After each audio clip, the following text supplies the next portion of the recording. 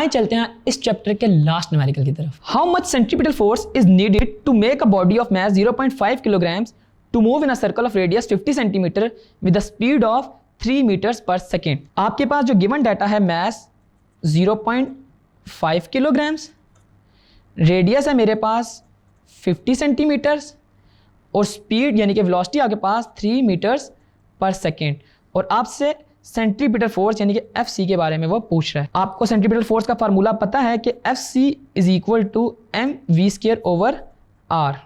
इसमें हमारे पास जो मास है वो इक्वल है 0.5 किलोग्राम्स के, वेलोसिटी हमारे पास 3 है, रेडियस हमारे पास सेंटीमीटर्स में है, इसको हम मीटर में कन्वर्ट कर लेते हैं 0.5 मीटर रह जाएगा, तो हम इसको 0.5 लिख लेते हैं। तो यूँ हमारे पास 0.5 और 0.5 आपस में कैंसिल हो जाएंगे और मेरे पास सेंट्रीपिटल फोर्स 9 न्यूटन के इक्वल आ जाएगी। तो यूँ हमारे इस चैप्टर के सारे न्यूमेरिकल कंप्लीट होते हैं।